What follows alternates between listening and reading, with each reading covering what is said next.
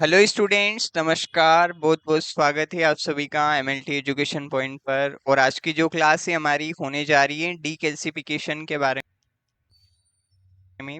देखिए, डीकैल्सिफिकेशन इस वर्ड से ही क्लियर हो रहा है कि यहाँ पे किसको बाहर निकाला जाएगा, कैल्शियम को। ठीक है, हमारे पास जब भी कोई हार्ट टिश्यूज आता है जैसे कि बोन्स वगैरह या टीथ वगैरह, तो ऐसी कंडीशंस में क्या होता है, इन सब के अंदर कैल्शियम जो होता है वो सबसे ज्यादा अमाउंट में प्रेजेंट होता है, या बिग अमाउंट में अपन बोल सकते हैं। तो कैल्शियम की वजह से ही हमारी बोन्स जो होती है उनके अंदर हार्डनेस होती है, वो मजबूत होती है। अगर हमारी बोन्स के अंदर कैल्शियम नहीं होगा तो हमारी हड्डियां जो रहेगी वो कमजोर हो जाएगी।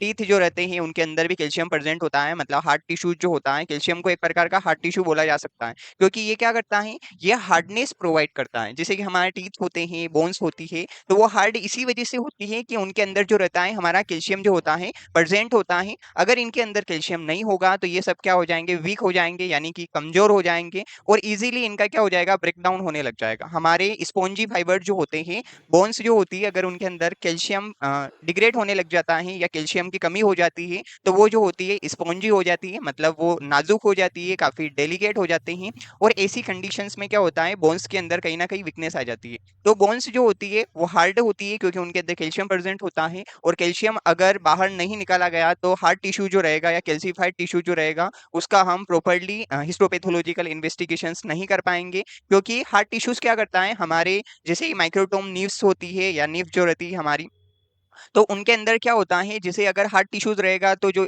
शार्प करने वाली हमारी स्केलपेल्स जो होती है उनका जो रहता है निप सही से नहीं हो पाता है, या उनके अंदर इतनी कटिंग करने की जो प्रोसेस होती है वो प्रॉपर्ली नहीं कर पाती है। तो इसी वजह से उनको क्या किया जाता है, डीकैल्सिफाइड किया जाता है। जैसे टिश्यू डीकैल्सिफाइड होगा तो इजीली हम उसका सेक्शन कट कर सकते हैं, यानी कि इजीली माइक्रोटोमी उसकी की जा सकती है। देन फिर हमारा हिस्टोपैथोलॉजिकल प्रोसेसिंग जो चलती है, यानी कि स्क्रीनिंग प्रोसेस के अंदर जितने भी स्टेप आती है वो सब हम easily step by step follow कर सकते हैं। तो हार्ट टिश्यूज को अंदर से या कैल्सिफाइड टिश्यूज के अंदर से कैल्शियम को हम बाहर निकालेंगे, तभी उसका हिस्टोपैथोलॉजिकल इन्वेस्टिगेशंस हो पाएगा। अदरवाइज हम हिस्टोपैथोलॉजिकल इन्वेस्टिगेशंस करने में कहीं ना कहीं हमें समस्या जो होगी वो आने लग जाएगी। तो उसी प्रॉब्लम ना आए, उसी प्रकार की हमें किसी प्रकार की प्रॉब्लम ना आए, तो ऐसी सारी प्रॉब्लम से बचने के लिए हम जो प्रोसेस यूज करते हैं वो होता है हमारा डीकैल्सिफिकेशन। यानी कि हम कैल्शियम जो होगा वो टिश्यू से बाहर निकाल लेंगे इजीली, और उसके बाद हम हिस्टोपैथोलॉजिकल इन्वेस्टिगेशन जो रहेगा उसका कंप्लीटली कर पाएंगे। तो वही प्रोसेस कैल्शियम को रिमूव करने की अलग अलग टाइप की प्रोसेस होती है जो कि हम डीकैल्सिफिकेशन प्रोसेस के अंदर पढ़ेंगे।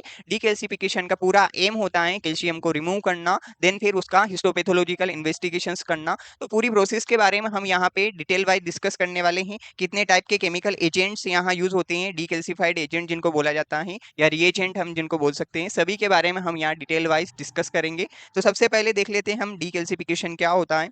देखिए, डीकैल्सिफिकेशन एक ऐसी प्रोसेस होती है जिसके अंदर से क्या होता है, जो टिश्यूज होते हैं हमारे टिश्यू, जैसे कि बोन टिश्यू,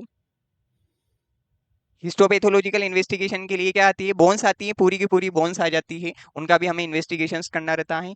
टीथ आते हैं, और अदर कैल्सिफाइड टिश्यूज। हमारी बॉडी के अंदर जितने भी कैल्शियम वाले टिश्यूज होते हैं या जहां जहां पे भी कैल्शियम प्रेजेंट होता है, तो उन सभी टिश्यूज के अंदर से अगर हमें कैल्शियम को रिमूव करना है, या टीथ जो होती है, टीथ के अंदर भी कैल्शियम प्रेजेंट होता है, बोन्स जो रहती है, सारी बोन्स के अंदर हमें कैल्शियम देखने को मिलता है। तो इन सब के अंदर से कैल्शियम हम बाहर निकालेंगे, फिर इसका हिस्टोपैथोलॉजिकल इन्वेस्टिगेशंस करेंगे। तो डीकैल्सिफिकेशन एक ऐसी प्रोसेस होती है जिसके अंदर से हम टिश्यूज जो होते हैं उन टिश्यूज के अंदर से कैल्शियम को रिमूव करते हैं। Removal of calcium from tissues या स्पेसिमेन इज कॉल्ड डीकैल्सिफिकेशन। देखिए, डीकैल्सिफिकेशन एक ऐसी प्रोसेस है जिसके अंदर हम क्या करते हैं, रिमूव करते हैं, मतलब बाहर निकालते हैं, किसको, कैल्शियम को। कहाँ से, जो भी आपके पास स्पेसिमेन आया है हिस्टोपैथोलॉजी के अंदर, हमारी हिस्टोपैथोलॉजी लैब के अंदर क्या होते हैं कि स्पेसिमेन आते हैं, प्रॉपर्ली उन स्पेसिमेन का हमें आगे जाके टिश्यू प्रोसेसिंग करना रहता है। अगर कोई ऐसा स्पेसिमेन आया जिसके अंदर कैल्शियम प्रेजेंट हो, यानी कि टीथ आ गया है, कोई बोन्स आ गई है, या फिर आपकी बॉडी का ऐसा कोई टिश्यू जहाँ पे कैल्शियम अगर प्रेजेंट है, या ऐसा कोई ऑर्गन आ गया जिसके अंदर कैल्शियम प्रेजेंट है, तो उसके अंदर से हमें कैल्शियम को बाहर निकालने की जो प्रोसेस होगी उस प्रोसेस को बोला जाएगा डीकैल्सिफिकेशन। तो इस प्रोसेस के अंदर मेनली हमारा जो एम होता है वो क्या होता है, कैल्शियम को बाहर निकालना। कहाँ से, हमारे जो स्पेसिमेन आया है हिस्टोपैथोलॉजी लैब के अंदर, उस स्पेसिमेन के अंदर से हम यहाँ पे कैल्शियम को बाहर निकालेंगे। ठीक है, तो कैल्शियम को बाहर निकालने के लिए यहाँ पे क्या किया जाएगा, अलग अलग टाइप की प्रोसेस यूज की जाएगी, जिसके अंदर हम केमिकल्स का यहाँ पे यूज करते हैं। अलग अलग टाइप के केमिकल्स यहाँ यूज होते हैं, उन केमिकल्स को बोला जाता है डीकैल्सिफिकेशन सॉल्यूशंस या डीकैल्सिफाइड सॉल्यूशंस। अब यहाँ पे हम केमिकल्स का यूज करेंगे डीकैल्सिफिकेशन प्रोसेस के अंदर। अलग अलग टाइप के रिएजेंट यहाँ पे यूज होते हैं, यानी कि केमिकल्स यूज होते हैं। उन केमिकल्स का हम यूज करेंगे जिसकी हेल्प से हमारा जो टिश्यूज होगा, उस टिश्यूज के अंदर से कैल्शियम जो होगा वो पूरी तरीके से रिमूव हो जाएगा। फिर हम क्या करेंगे, जैसे हमारा डीकैल्सिफिकेशन की प्रोसेस कंप्लीट हो जाती है, उसके बाद हम आगे जाके इसका टिश्यू प्रोसेसिंग करते हैं, जिसके अंदर हम क्या करते हैं, माइक्रोटोमी की जाती है, यानी कि सेक्शन कटिंग किया जाएगा। फिर उसका स्टेनिंग किया जाएगा। स्टेनिंग के अंदर सारी प्रोसेस यूज करेंगे हम, डिहाइड्रेशन, क्लियरिंग किया जाएगा, माउंटिंग किया जाएगा, और फिर उसका माइक्रोस्कोपिकली ऑब्जर्वेशन किया जाएगा।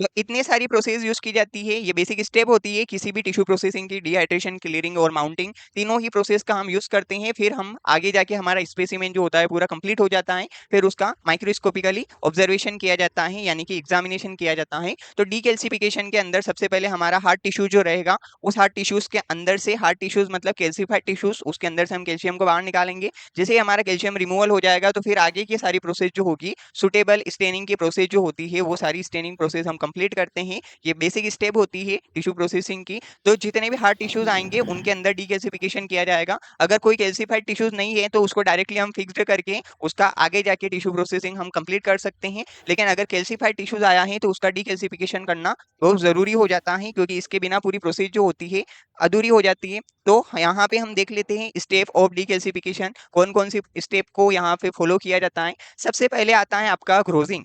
ग्रोसिंग के अंदर हम क्या करते हैं, देखिए, ग्रोसिंग एक ऐसी प्रोसेस है कि आपके पास जो टिश्यू स्पेसिमेन आता है या हिस्टोपैथोलॉजिकल स्पेसिमेन आता है, उसका जो वॉल्यूम होता है या साइज जो होता है, काफी लार्ज साइज होती है।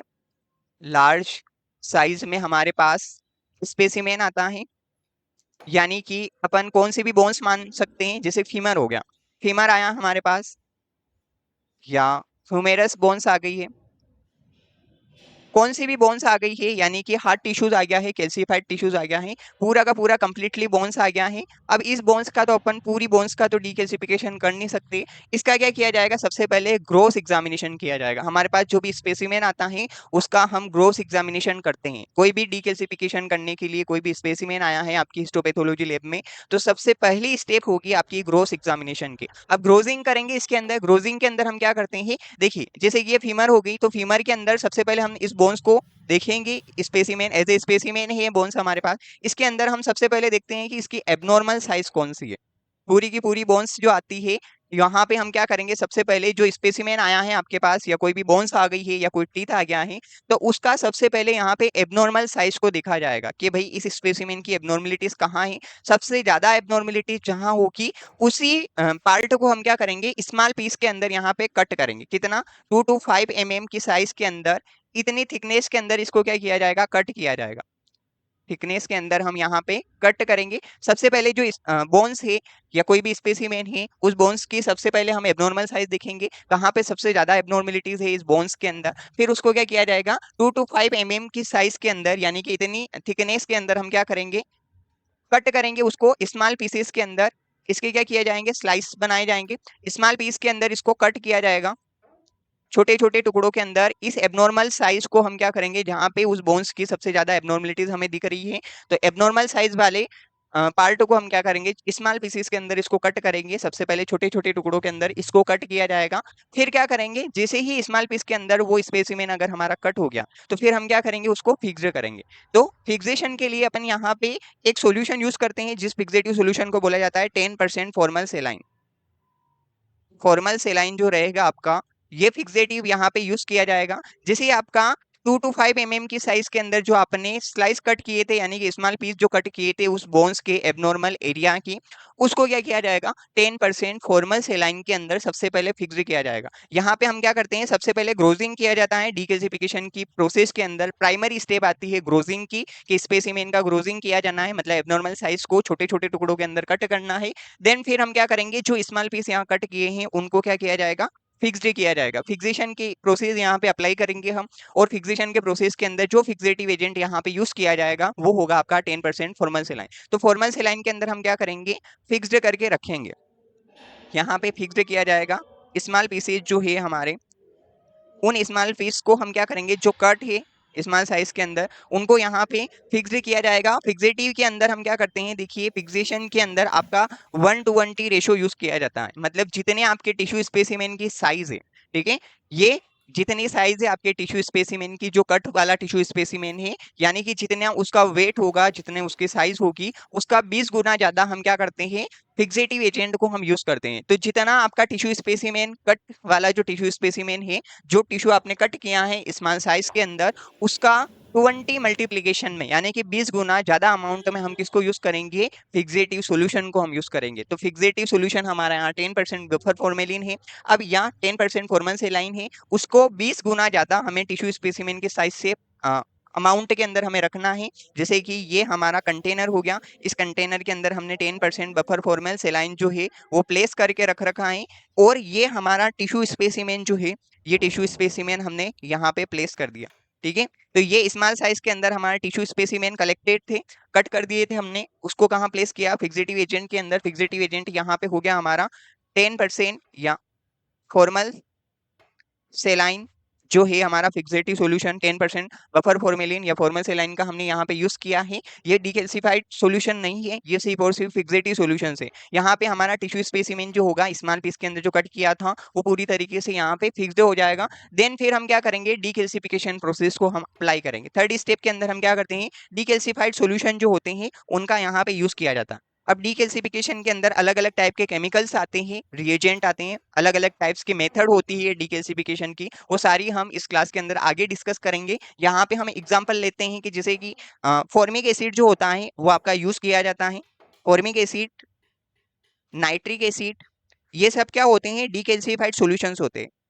अब फॉर्मिक एसिड जो होता है वो आपका वीक एसिड होता है। ये क्या करता है, इसको डीकैल्सिफाइड करने के अंदर थोड़ा समय लगता है, लंबे समय के अंदर ये डीकैल्सिफाइड करता है हमारे स्पेसिमेन को। नाइट्रिक एसिड जो होता है स्ट्रॉन्ग एसिड होता है, ये इजीली फास्टर होता है, जल्दी ये जल्दी स्पीड के अंदर ये क्या करता है, डीकैल्सिफाइड कर देता है हमारे टिश्यू स्पेसिमेन को। तो डीकैल्सिफिकेशन के प्रोसेस के अंदर हम क्या करते हैं, अलग अलग टाइप के केमिकल्स का यहाँ पे यूज किया जाता है।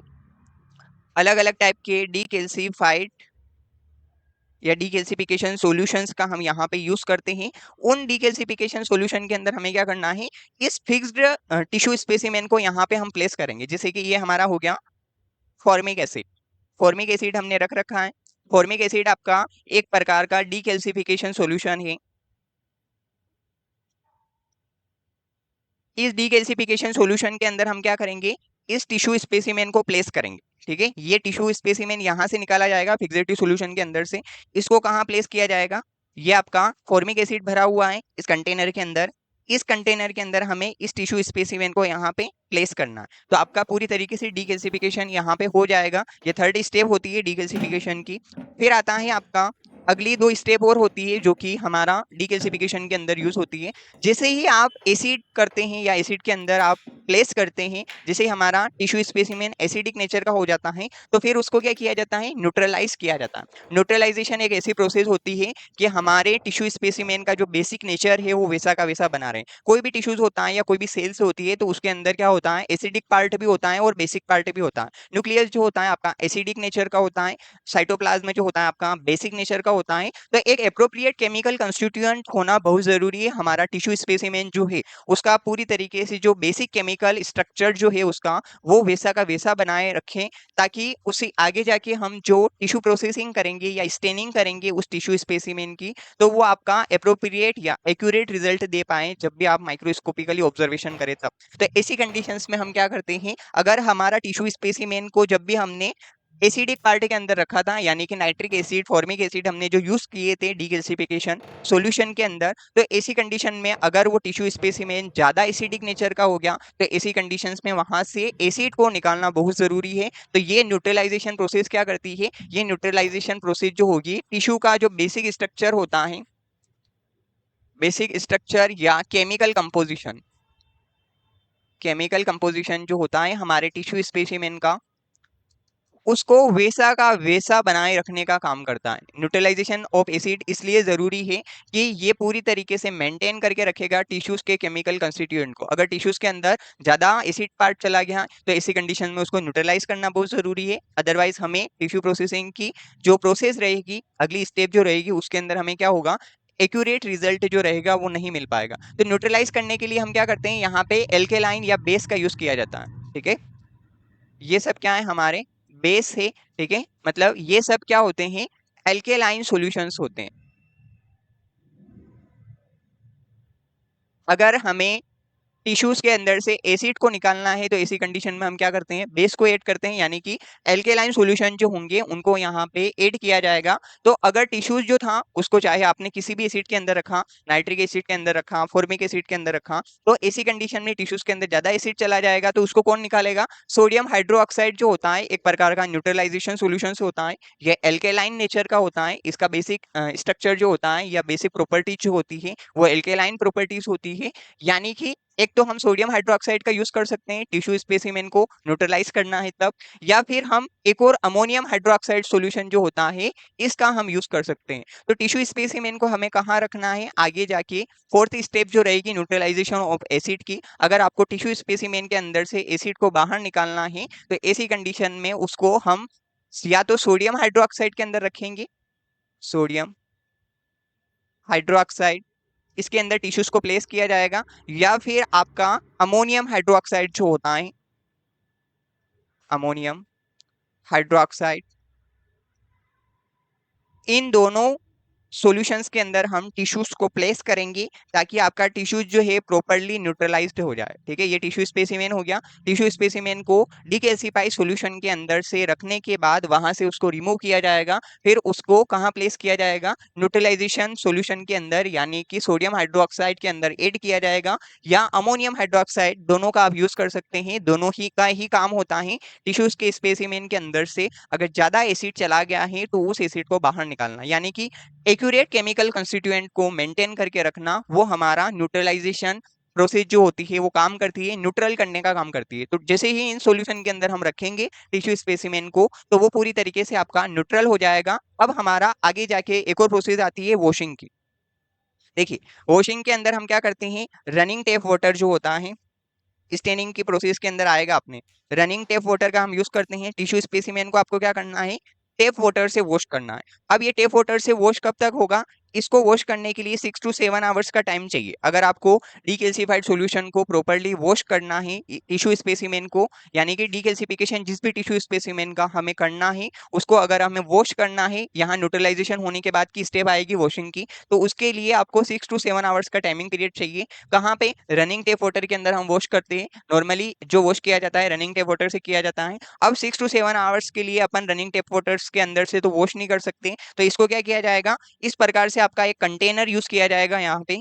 इस कंटेनर के अंदर हम क्या करेंगे, जो टेप वाटर होता है या डिस्टिल वाटर जो होता है हमारा, उस वाटर, ये वाटर भरा हुआ है, वॉश करने के लिए वाटर का यूज किया जाता है। तो ये वाटर भरा हुआ है हमारा, यहाँ पे हम क्या करेंगे, इस टिश्यू स्पेसिमेन को यहाँ पे प्लेस कर देंगे। तो जैसे ही यहाँ पे प्लेस किया, ये आपका ओवरनाइट वॉशिंग हो जाएगा। जैसे ही हमें जिस भी टिश्यू प्रोसेसिंग का डीकैल्सिफिकेशन करना है, जिस भी टिश्यूज का, तो न्यूट्रलाइजेशन आपका हो गया है कंप्लीट। न्यूट्रलाइज होने के बाद आपको क्या करना है, यहाँ से उस टिश्यू स्पेसिमेन को वॉश करना है। तो हमें क्या करना पड़ेगा, कंटेनर के अंदर नॉर्मल वाटर या डिस्टिल वाटर का हम यूज करते हैं, जिसकी हेल्प से पूरी तरीके से कंटेनर को फिलअप किया जाएगा। उस कंटेनर के अंदर हम क्या करेंगे, उस टिश्यू स्पेसिमेन को फोर्सेप्स की हेल्प से यहाँ पे प्लेस कर दिया जाएगा। कितने टाइम के लिए, ओवरनाइट के लिए, यानी कि 6 to 7 आवर्स का टाइमिंग पीरियड चाहिए। हम यहाँ पे कितने टाइम तक रख रहे हैं, 12 आवर्स के लिए। तो 12 आवर्स के अंदर अंदर पूरी तरीके से आपका टिश्यू स्पेसिमेन जो होगा वॉश हो जाएगा। तो जैसे ही हमारा वॉशिंग की प्रोसेस कंप्लीट होती है, फिर आगे जाके हम आगे की स्टेप जो होती है टिश्यू प्रोसेसिंग की, यानी कि स्टेनिंग की जो प्रोसेस होती है,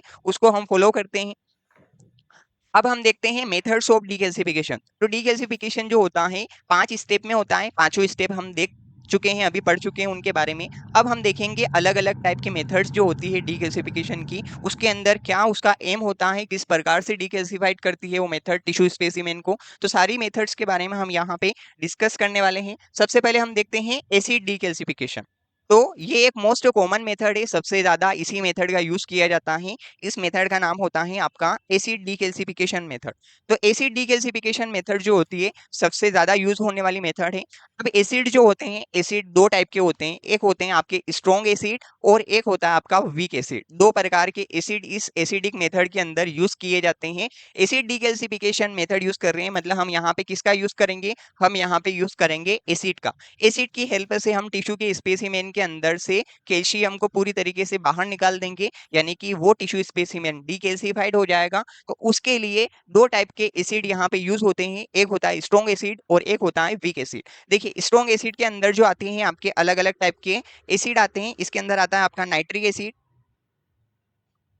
नाइट्रिक एसिड और एक होता है HCl हाइड्रोक्लोरिक एसिड, जो होता है आपका हाइड्रोक्लोरिक एसिड जिसको बोला जाता है HCl। तो दो प्रकार के आपके स्ट्रॉन्ग एसिड यूज होते हैं। वहीं वीक एसिड जो होता है, वीक एसिड के अंदर यूज होता है आपका पिक्रिक एसिड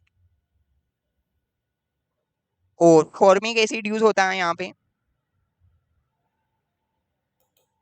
ये एसिड जो होते हैं आपके वीक एसिड के अंदर आते हैं। अब स्ट्रॉन्ग एसिड जो होता है, स्ट्रॉन्ग एसिड के अंदर हम यूज कर रहे हैं यहाँ पे नाइट्रिक एसिड का। तो नाइट्रिक एसिड का जो कंपोजिशन होता है वो देख लेते हैं। देखिए नाइट्रिक एसिड के अंदर, नाइट्रिक एसिड जो होता है केमिकल्स या रिएजेंट जिसको हम बोलते हैं, उसकी क्वांटिटी होती है 4 ml। फॉर्मेलिन यहाँ पे यूज होता है 5 ml, 5 ml फॉर्मेलिन यूज किया जाएगा। और 91 ml जो होगा आपका डिस्टिल वाटर यूज किया जाएगा। टोटल क्वांटिटीज कितनी हो जाएगी, 100 ml। तो ये आपका स्ट्रॉन्ग एसिड के अंदर नाइट्रिक एसिड का कंपोजिशन होता है। वहीं हम वीक एसिड की बात करते हैं, तो वीक एसिड के अंदर हमारा यूज होता है फॉर्मिक एसिड डीगैसिफिकेशन करने के लिए। अब फॉर्मिक एसिड जो होता है, इसका केमिकल कंस्टिट्यूएंट जो होता है देख लेते हैं हम। तो फॉर्मिक एसिड यहाँ पे 5 ml यूज होगा, यहाँ पे नाइट्रिक एसिड हम 4 ml यूज कर रहे थे। यहाँ पे फॉर्मिक एसिड कितना यूज करेंगे हम, 5 ml। फॉर्मेलिन जो होगा वो कितना यूज किया जाएगा, 5 ml। और डिस्टिल वाटर रहेगा आपका 90 ml। टोटल क्वांटिटीज कितनी हो जाएगी, 100 ml। 100 ml क्वांटिटीज के अंदर हम फॉर्मिक एसिड डीकैल्सिफिकेशन सॉल्यूशन बना लेते हैं। इसके अंदर हम टिश्यू स्पेसिमेन को प्लेस करते हैं ताकि वो आपका अच्छी तरीके से डीकैल्सिफाइड हो जाए। अब देखते हैं यहाँ पे कि जो भी आपका डीकैल्सिफिकेशन सॉल्यूशन से, डीकैल्सिफिकेशन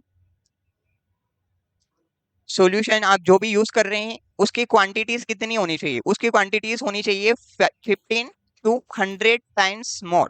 ठीक है, 50 से 100 गुना ज्यादा आपका डीगैल्सिफिकेशन सॉल्यूशन जो है उसकी क्वांटिटीज होनी चाहिए देन कंपेयर विद टिश्यू। जैसे आपका टिश्यू स्पेसिमेन है, उसकी जो क्वांटिटीज है उससे 20-50 गुना ज्यादा जो है, 20 गुना ज्यादा हम किसकी यूज करते हैं, फिक्सेशन की। जैसे आपका टिश्यू स्पेसिमेन होगा तो उससे को अगर आपको फिक्स करना है तो आपका जो फिक्सेटिव सॉल्यूशन है वो 20 गुना ज्यादा होना चाहिए क्वांटिटीज के अंदर। वैसे ही आपका डीकैल्सिफिकेशन सॉल्यूशन जो है उसकी क्वांटिटीज कितनी होनी चाहिए, 50 से 100 गुना ज्यादा, मतलब 15 to 100 मल्टीप्लीकेशन के अंदर हम इसका यूज करते हैं जो भी हमारा डीकैल्सिफिकेशन सॉल्यूशंस है उसका। तो डीकैल्सिफिकेशन करते टाइम जो भी रिएजेंट आप यूज कर रहे हैं उसकी क्वांटिटीज 50 से 100 गुना ज्यादा होनी चाहिए जितनी आपकी टिश्यू स्पेसिमेन की क्वांटिटीज है उससे।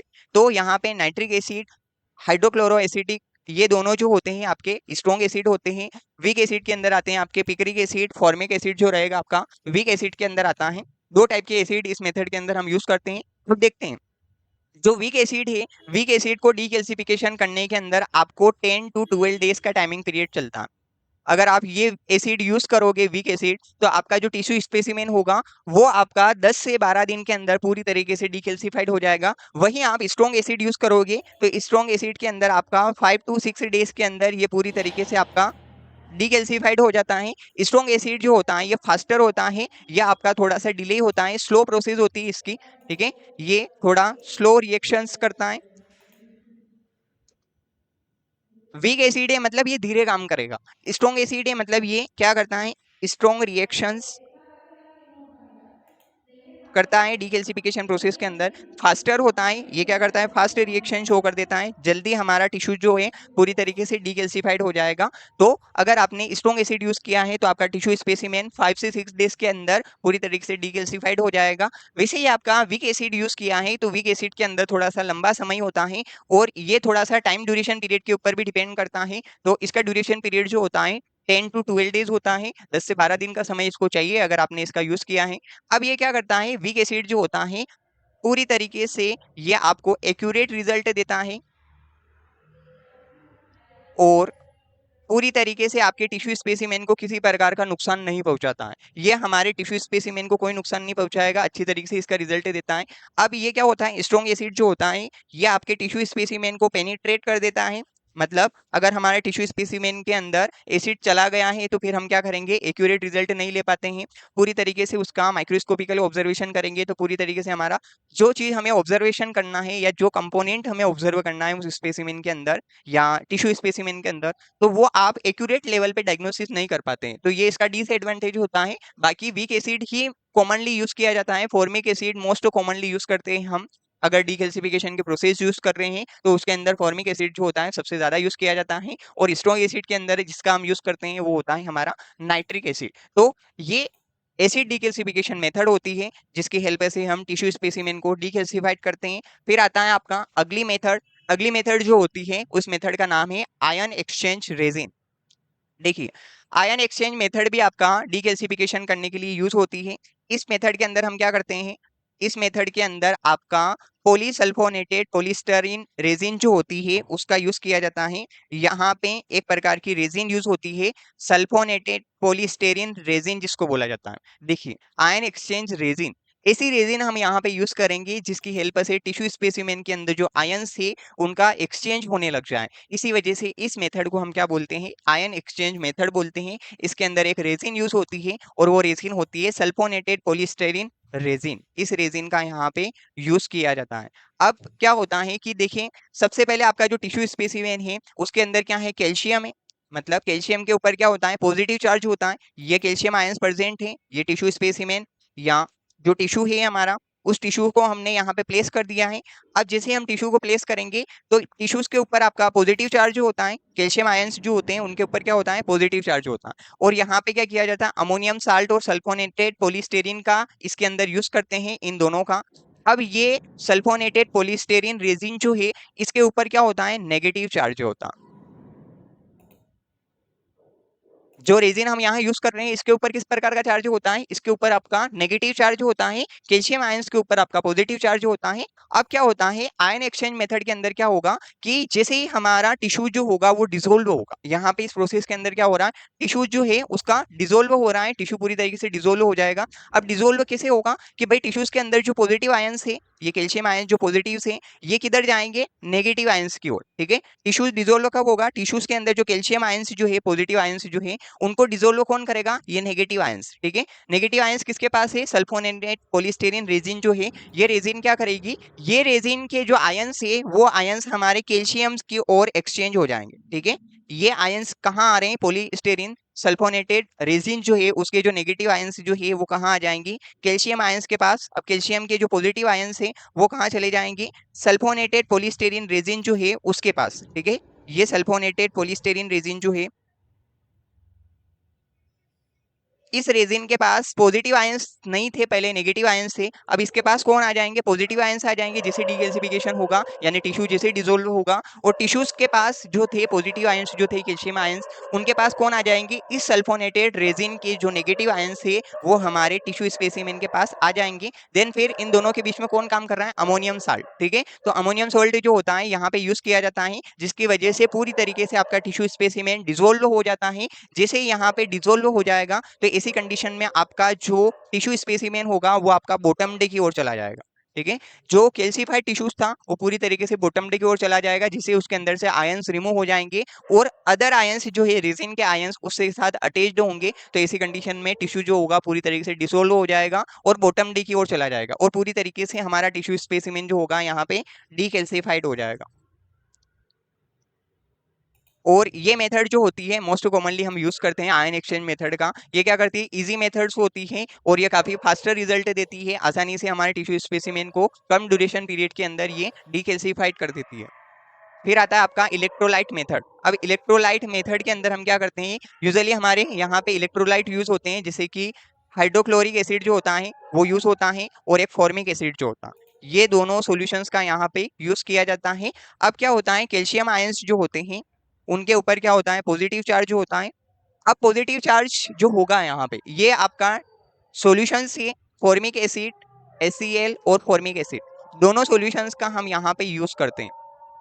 फॉर्मिक एसिड आपका एसिड डीगैल्सिफिकेशन के अंदर भी यूज किया था हमने, जो कि वीक एसिड था। और HCl जो है, HCl क्या होता है, स्ट्रॉन्ग एसिड होता है। HCl को बोलते हैं अपन स्ट्रॉन्ग एसिड। तो स्ट्रॉन्ग एसिड कौन सा यूज करेंगे हम यहाँ पे, HCl का यूज कर सकते हैं। और वीक एसिड जो रहेगा, वीक एसिड जो रहता है आपका फॉर्मिक एसिड जो होता है, एक प्रकार का वीक एसिड होता है, इस वीक एसिड का भी हम यहाँ पे यूज कर सकते हैं। तो यहाँ पे हम क्या करेंगे, ये दोनों सॉल्यूशंस जो है यानी दोनों केमिकल्स जो है, हाइड्रोक्लोरिक एसिड और फॉर्मिक एसिड, इन दोनों का हम यहाँ पे यूज करेंगे। अब क्या करना है, ये आपका कंटेनर हो गया है।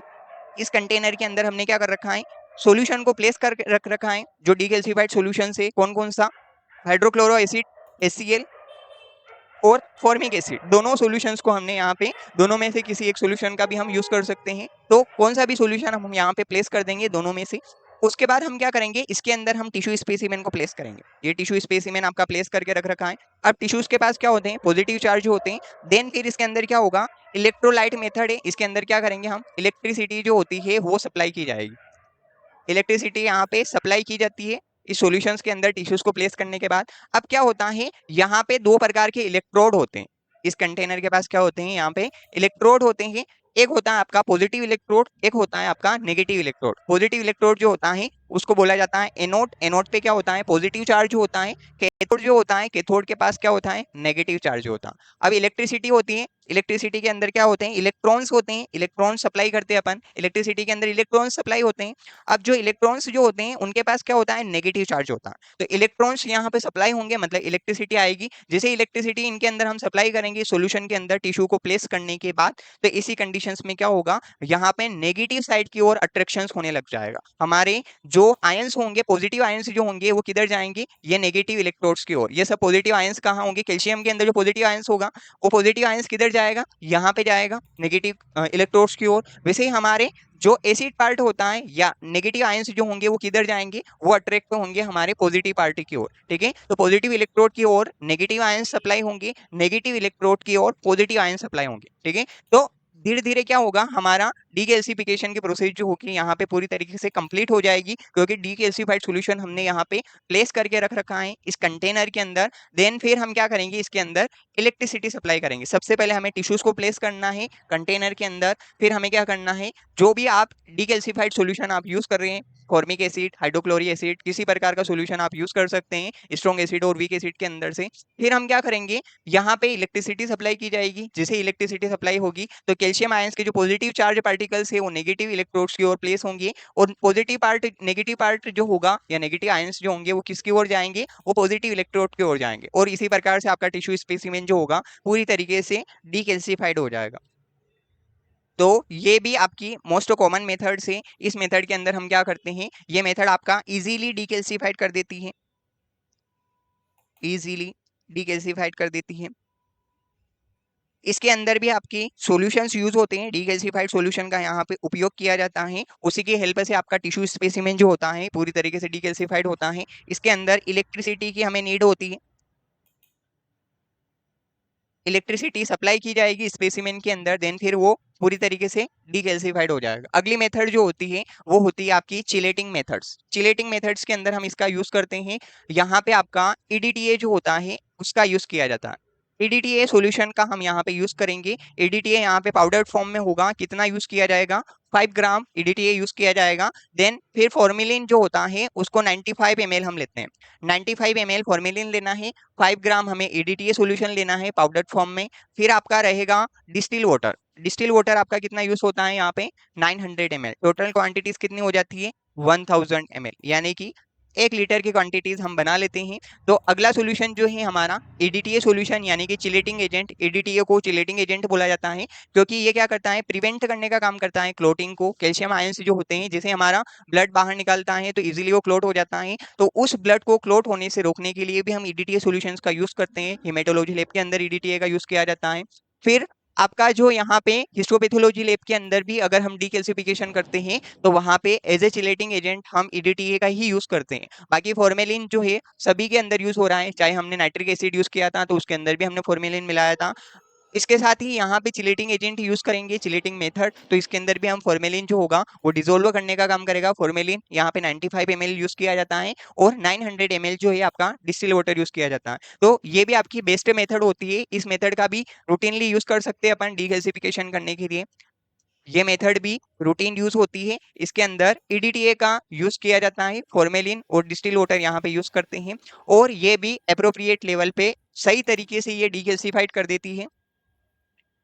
ये क्या करेगी, वेल डीकैल्सिफाइड टिश्यूज, टिश्यूज को अच्छी तरीके से डीकैल्सिफाइड कर देगी विदाउट एनी एडवर्स इफेक्ट। हमारी स्टेनिंग के अंदर किसी प्रकार का ये एडवर्स इफेक्ट नहीं देती है। एडवर्स इफेक्ट का मतलब होता है हमारे टिश्यू स्पेसिमेन को ये किसी प्रकार का नुकसान नहीं पहुंचाती है, और ये अच्छी तरीके से टिश्यूज को डिकैल्सिफाइड कर देगी। और जब भी हम स्टेनिंग करेंगे तो स्टेनिंग के अंदर भी हमें किसी प्रकार का जो केमिकल कंस्टिट्यूएंट होता है, केमिकल कंस्टिट्यूएंट जो होता है आपका स्पेसिमेन का ऑफ टिश्यूज, ये चेंज नहीं होता है। केमिकल कंस्टिट्यूएंट के ऊपर ये किसी प्रकार का चेंजेस नहीं दिखाती है, अच्छी तरीके से ये डीकैल्सिफाइड कर देती है। तो चिलेटिंग मेथड का भी हम डीकैल्सिफिकेशन करने के लिए इस मेथड को भी यूज किया जाता है। अब हम देखेंगे कि हमारा टिश्यू स्पेसिमेन जो है वो पूरी तरीके से इन सभी मेथड को यूज करने के बाद सही तरीके से डीकैल्सिफाइड हुआ या नहीं है। तो ऐसी कंडीशन में उसको चेक किया जाता है। तो चेकिंग करने के लिए हम क्या करते हैं, अलग अलग टाइप के मेथड का यूज करते हैं। अब सबसे पहले मेथड जो आती है आपकी physical method. Physical method, radiological method और केमिकल मेथड, 3 प्रकार के मेथड का हम यूज करते हैं। तो फिजिकल मेथड के अंदर हम क्या करते हैं, टिश्यू जो रहेगा उसको क्या किया जाता है, स्क्रैप किया जाता है। हमारे पास जो स्कैल्पेल्स होती है, यानी कि जो स्क्रैप करने के लिए जिसका हम यूज करते हैं, या फिर हम नेल का यूज कर सकते हैं। टिश्यूज को नेल किया जाता है, मतलब टिश्यूज को यहाँ पे हम पंक्चर करके देखेंगे। अगर आपका टिश्यू स्पेसिमेन, ये टिश्यू स्पेसिमेन था हमारा, ये टिश्यू स्पेसिमेन के अंदर हम नेल के थ्रू, हाथ के जो नाखून होते हैं उनकी हेल्प से यहाँ पे हम क्या करेंगे, टिश्यूज को पेनिट्रेट करके देखेंगे। तो जैसे ही टिश्यूज अगर आपका पेनिट्रेट हो गया है तो ऐसी कंडीशन में टिश्यूज जो है पूरी तरीके से डीकैल्सिफाइड हो गया है। यहाँ पे हम सीजर्स या पंच का भी यूज कर सकते हैं, जो हमारे पंच रहती है उसका भी हम यहाँ पे यूज कर सकते हैं, उसकी हेल्प से हम चेक करेंगे। तो इस मेथड को बोला जाता है फिजिकल मेथड। फिजिकल मेथड के अंदर नेल के थ्रू हम पेनिक करके देखते हैं, टिश्यूज को चुभक के देखते हैं। तो ऐसी कंडीशंस में अगर टिश्यूज के अंदर नेल चुभ गया है या अटैक हो गया है उसके ऊपर, तो आपका टिश्यूज जो है पूरी तरीके से डीकैल्सिफाइड हो गया है। अगर नहीं हो पा रहा है, हार्डनेस अगर दिखाई दे रही है, इट मींस आपका टिश्यूज जो है पूरी तरीके से डीकैल्सिफाइड नहीं हो पाया है। वैसे ही आपका रेडियोलॉजिकल मेथड होता है, अगली मेथड। यहाँ पे हम एक्सरेज जो होती है हमारी, रेडिएशन रेस का यहाँ पे यूज किया जाता है, एक्सरे का हम यूज करते हैं। अब एक्सरे क्या करता है, एक्सरे हमारी बॉडी के अंदर बोन्स जो होती है उनको इजीली डिटेक्ट कर देता है। बोन्स को डिटेक्ट करने के लिए हम क्या करते हैं, एक्सरे का यूज किया जाता है। अगर हमारे टिश्यू स्पेसिमेन के अंदर कैल्शियम प्रेजेंट होगा तो एक्सरे मेथड का भी हम यूज कर सकते हैं। एक्सरे मेथड जो होती है थोड़ी सी एक्सपेंसिव होती है, इसीलिए इसका यूज नहीं किया जाता है। बाकी फिजिकल मेथड जो होती है इसका अगर आप यूज करोगे तो आपके टिश्यूज के डैमेज होने के चांसेस जो होते हैं वो बढ़ जाते हैं। टिश्यू डैमेज होने के चांसेस जो होते हैं वो यहाँ पे बढ़ जाते हैं, यानी कि इंक्रीज हो जाते हैं। तो ये मेथड भी आपकी नहीं यूज होती है। रेडियोलॉजिकल मेथड जो होती है वो भी आपकी एक्सपेंसिव होती है, तो इस मेथड का भी यहाँ पे यूज नहीं किया जाता है। बाकी आगे की मेथड जो है केमिकल मेथड, इस मेथड का हम मोस्ट कॉमनली यूज करते हैं। कौन सी method, chemical method. Chemical method जो होती है सबसे ज्यादा यूज की जाती है डीकैल्सिफिकेशन को चेक करने के लिए, तो ये मोस्ट कॉमन मेथड है। इस मेथड के अंदर हम क्या करते हैं, यहाँ पे जो एसिडिक पार्ट होता है आपका उसको न्यूट्रलाइज किया जाता है, तो यहाँ पे हम एल्केलाइन का यूज करेंगे, अमोनियम हाइड्रोक्साइड सॉल्यूशन का हम यहाँ पे यूज करते हैं। और एक और होता है आपका अमोनियम ऑक्सलेट केमिकल मेथड जो है, इस मेथड के अंदर हम क्या करते हैं, टिश्यू स्पेसिमेन जो होता है उसके अंदर हम जो भी आपका टिश्यूज एसिड यूज किया है टिश्यूज को डीकैल्सिफाइड करने के लिए उसको ऐड किया जाता है। देन फिर उसके अंदर पीएच पेपर को हम ऐड करते हैं। फिर हम क्या करेंगे, इसके अंदर हम अमोनियम हाइड्रोक्साइड या अमोनियम ऑक्सलेट जो होता है इसको ऐड किया जाता है इस प्रकार से। अगर यहाँ पे कलर अपीयरेंस दिखाई देती है, क्लाउडी कलर अपीयर दिखाई देता है तो डीकैल्सिफाइड हो गया है। नहीं दिखाई दिया, ठीक है, तो ऐसी कंडीशंस में डीकैल्सिफिकेशन पूरी तरीके से नहीं हो पाया है। आगे इसी मेथड के बारे में हम यहाँ देखने वाले हैं केमिकल मेथड्स के अंदर। देखिए केमिकल मेथड्स के अंदर हम क्या करेंगे, इस प्रकार से हमें एक कंटेनर लेना है जिसका भी हमें एग्जामिनेशन करना है। तो ये आपका डीकैल्सिफिकेशंस करने के लिए हमने ये कंटेनर हो गया हमारा। इस कंटेनर के अंदर हम क्या करेंगे, 5 ml जो रहेगा आपका डीगैसिफिकेशन सॉल्यूशन को प्लेस किया जाएगा।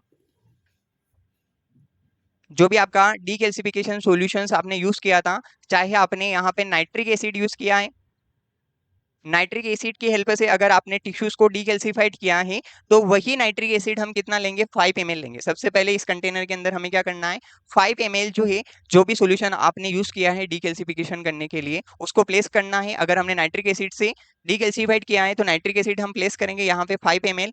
फिर हम क्या करेंगे, drop by drop ammonium hydroxide को प्लेस किया जाएगा। तो इसके अंदर हम क्या करेंगे, सबसे पहले नाइट्रिक एसिड को प्लेस करने के बाद इसके अंदर हम एक पीएच पेपर ऐड करते हैं। क्या ऐड करते हैं, पीएच पेपर को ऐड किया जाता है। अब पीएच पेपर को ऐड करने के बाद यहाँ पे अमोनियम हाइड्रोक्साइड को पूरी तरीके से ड्रॉप बाय ड्रॉप ऐड करेंगे। ये ड्रॉप बाय ड्रॉप हमने क्या कर दिया, अमोनियम हाइड्रोक्साइड को ऐड कर दिया है इस कंटेनर के अंदर।